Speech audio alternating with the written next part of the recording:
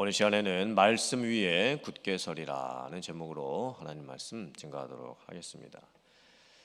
베드로가 베드로 전후서를 기록한 목적은 첫째는 고난당하고 있는 성도들을 위로하기 위함이고, 둘째는 예수님의 재림에 대한 잘못된 가르침을 바로잡고 말세를 살아가는 성도들에게 소망을 주기 위함입니다. 베드로는 아마도 순교를 당하기 직전에 베드로 후서를 기록한 것 같습니다. 베드로가 1장 14절에서 이렇게 고백합니다. 나도 나의 장막을 벗어날 것이 임박한 줄을 알미라. 즉, 곧 죽을 날이 얼마 안 남은 것 같다라고 고백을 하고 있습니다. 베드로가 죽을 병에 걸려 있는 것도 아니고 감옥에 갇혀 있는 것도 아니고 또 나이가 많은 것도 아닌데 어떻게 자기가 죽을 날이 임박해 있다라는 것을 알 수가 있었을까요? 예수님께서 베드로에게 하셨던 베드로의 죽음에 관련된 예고 말씀이 있었습니다.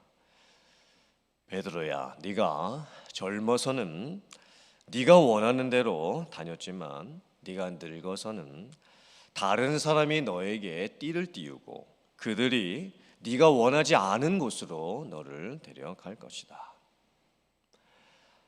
마치 베드로가 포승줄에 묶이고 압송되고 원하지 않는 곳으로 끌려가서 죽음을 맞이하게 되는 것을 예수님께서 베드로에게 미리 말씀을 하셨던 겁니다.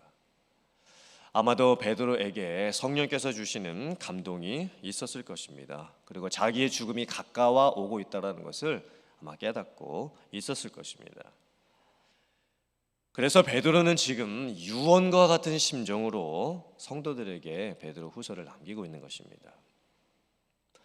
여러분들께서 이미 예수님을 믿고 진리 위에 서 있다는 것을 나도 잘 알고 있습니다.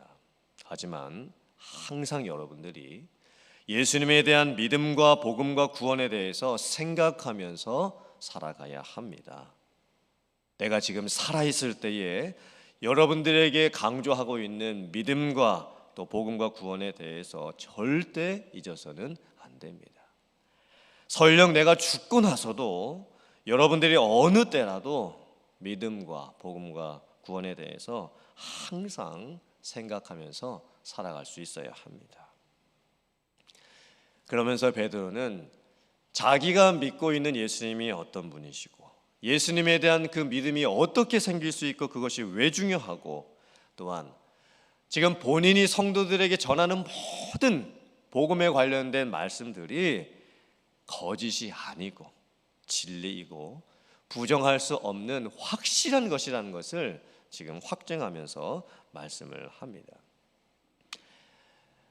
베드로는 자기가 믿고 있는 게 진짜라는 것을 어떻게 증명을 할까요? 그것은 두 가지였습니다. 첫째는 자기가 직접 눈으로 보고 귀로 들었던 자기의 체험이고, 둘째는 기록된 성경 말씀입니다. 베드로는 먼저 자기가 지금 성도들에게 하고 있는 모든 말씀들이 교묘하게 만든 것이 아니라고 말합니다. 교묘하다라고 하는 것은 속임수로 사람들을 꿰는 것이지요. 없던 일을 있는 것처럼 속이고 현혹하고 가짜를 진짜처럼 위장하는 것입니다. 베드로가 살았던 지금으로부터 2000년 전의 시대는 정보가 사진과 영상으로 확인할 수 없었던 시대였습니다. 어떤 말과 정보가 전해지는 속도도 대단히 느렸습니다. 또한 구두로 정보가 전해졌던 시대였기 때문에 여러 가지 잘못된 정보들과 또 속임수 등이 많았습니다.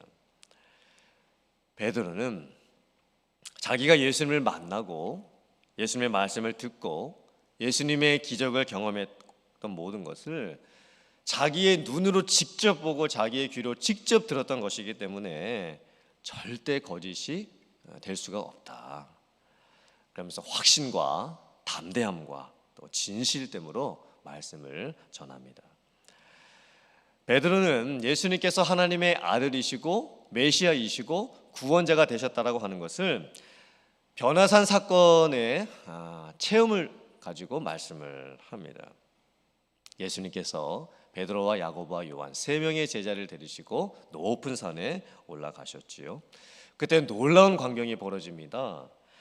예수님의 옷이 휘어져서 더 이상 광채가 날 수 없을 정도로 광채가 나기 시작을 하고, 엘리야와 모세가 나타나서 예수님과 대화를 하기 시작을 합니다.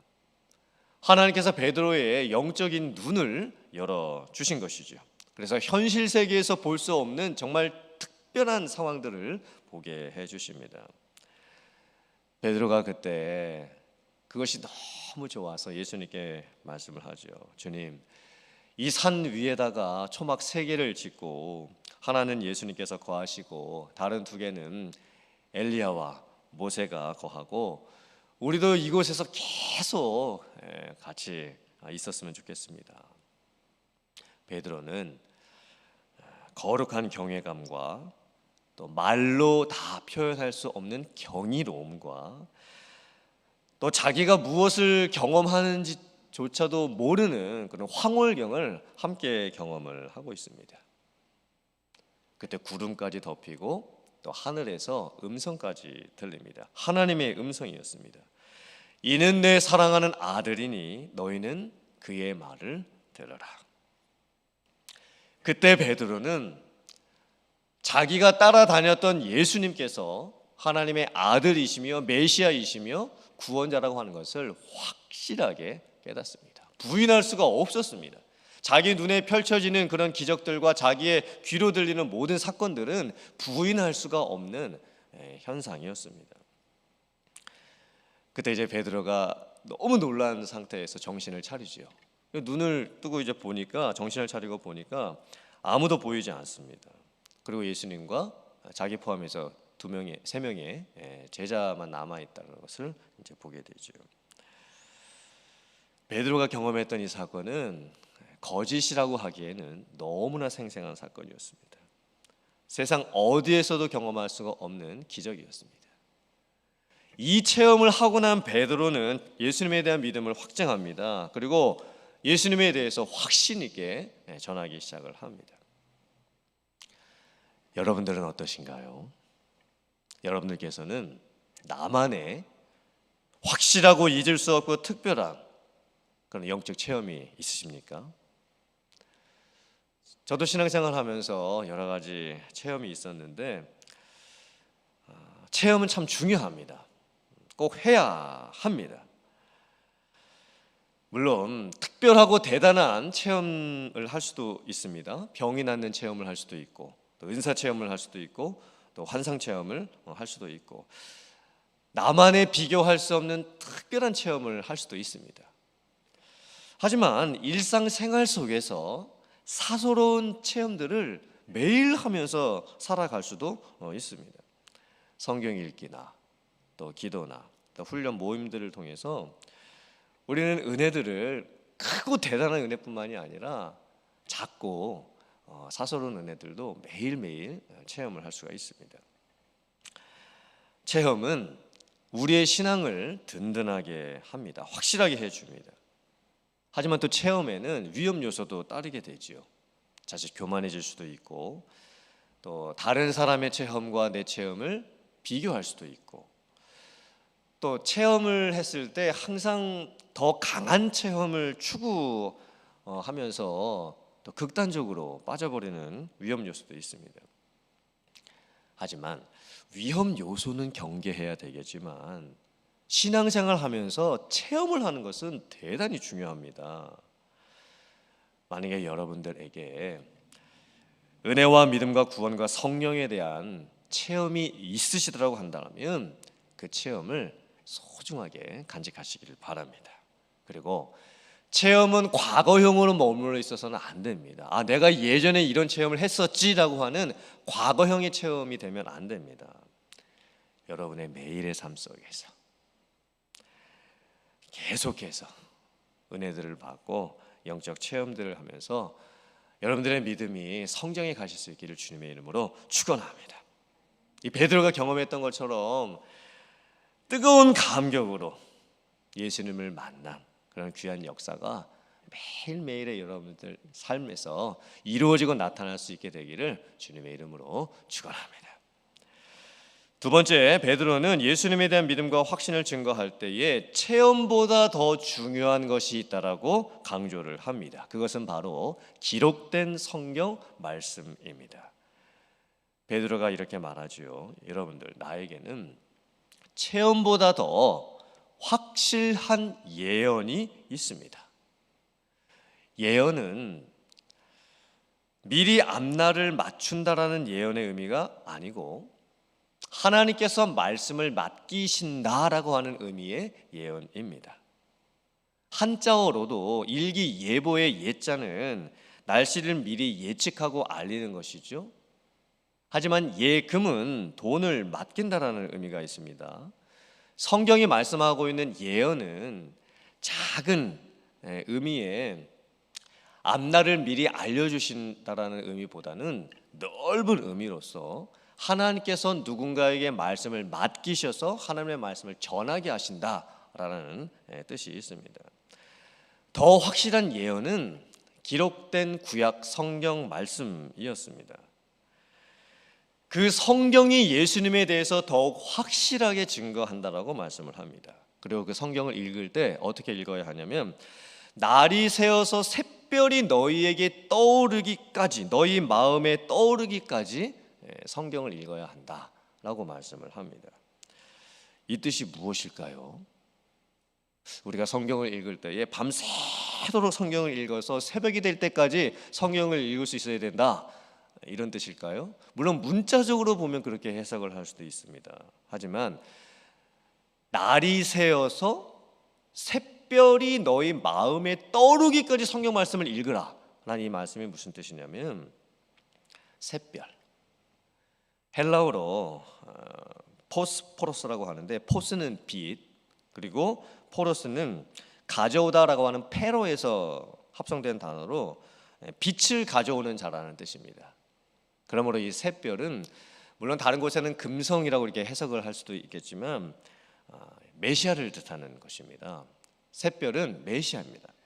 날이 샌다라고 하는 것은 예수님께서 다시 재림하신다라는 의미이고, 우리 마음에 샛별이 떠오른다라고 하는 것은 예수님께서 재림하셨을 때에 예수님께서 우리의 마음속에 좌정하신다라는 뜻입니다. 결국 이 말씀은 우리가 성경을 읽고 묵상을 할 때에 예수님께서 다시 오시는 그날까지 항상 깨어있는 자세로 하나님의 말씀을 대하고 살아야 한다는 말씀입니다. 또 성경을 풀 때 사사히 풀지 말라고 말씀하고 있죠. 이것은 성경을 우리들이 읽고 또 우리의 삶에 적용할 때에 자기 마음대로 자의적 해석을 하지 말고 자기 뜻대로 풀면 안 된다라는 말씀입니다. 즉 자기가 듣기 좋은 말씀만을 듣고 또한 자기의 상황에 맞게끔만 해석을 하지 말라는 말씀입니다. 사사로이 풀지 않으려면 어떻게 풀어야 될까요? 성경을 어떻게 적용하는 것이 바른 적용일까요? 그것은 성경은 기록될 때도 성령의 감동하심을 받은 사람들이 기록을 했습니다. 그래서 성경은 사람의 글이 아닙니다. 살아계신 하나님의 말씀입니다. 그러므로 성경을 읽을 때에도 성령의 인도하심을 구할 수 있어야 됩니다. 그것을 성령의 조명이라고 합니다. 조명이 뭐지요? 비추는 것이죠. 우리가 성경을 읽고 묵상할 때 성령께서 말씀을 비춰주십니다. 그리고 그 말씀의 뜻이 무엇인지를 우리의 마음에도 비춰주십니다. 그래서 우리가 은혜도 받고 내 삶에 적용하고 또 말씀을 통해서 회개도 하고 변화가 될 수 있는 것입니다. 예수님을 알고 믿고 경험할 수 있는 가장 중요한 원천은 성경입니다. 그래서 아무리 대단한 개인의 체험도 성경의 권위 밑에 있어야 됩니다. 나의 체험과 간증이 성경 말씀보다 앞서가면 안 됩니다. 또 아무리 큰 교단의 전통도 성경의 권위 밑에 있어야 됩니다. 로만 캐톨릭 처치처럼 교황의 말이 성경의 권위와 같다라고 하는 것은 잘못된 신앙관입니다. 성경은 하나님의 말씀이요 신앙과 행위의 유일한 법칙입니다. 다른 것은 없습니다. 오직 성경을 통해서 우리가 구원에 이르는 진리를 깨달을 수 있고, 오직 성경을 통해서 우리는 예수님을 알고 믿고 예수님과 동행하며 살아갈 수 있습니다. 근데 우리가 그렇게 중요한 성경을 우리의 삶 속에서 너무 놓치면서 살아가고 있지요. 피곤하고 바쁘다라는 핑계로 우리가 주중에 하나님의 말씀을 대하는 습관들이 많이 무너져 있습니다. 성경을 가까이 하시기를 바랍니다. 가까이 하세요. 느헤미야에서 나오는 하나님의 백성들의 모습들처럼 새벽에 해가 떠올라 빛이 있을 때부터 성경 읽기를 사모하고, 그때는 조명이 없었으니까 하루빨리 해가 떠올라서 빛이 생겨서 이 성경 말씀을 읽고 싶은 그런 마음들이 하나님의 백성들이 있었던 겁니다. 그리고 하나님의 백성들이 공동체적으로 함께 모여서 성경을 읽고 묵상을 합니다. 새벽부터 정오까지 약 6시간입니다. 새벽 6시부터 낮 12시까지 하나님의 백성들이 한자리에 다 모여서 성경 말씀을 레위인들이 읽어주는 것을 듣습니다. 그러니까 개인적으로 성경 말씀을 묵상하는 것도 중요하지만 함께 모여서 공동체적으로 교회가 함께 하나님의 말씀을 묵상하는 게 중요한 것입니다. 그래서 훈련도 하는 것이고 성경 탐구도 하는 것이고, 또 말씀들을 저희가 또 함께 모여서 읽고 또 구역 모임 같은 것도 하는 것이겠지요. 여러분들께서 말씀 위에 굳게 서시기를 바랍니다. 어떤 고난이 있고 세상이 어떻게 변한다고 해도 체험과 말씀을 통해서 예수님을 간절히 올바로 알고 믿고 살아갈 수 있는 여러분들 될 수 있기를 주님의 이름으로 축원합니다.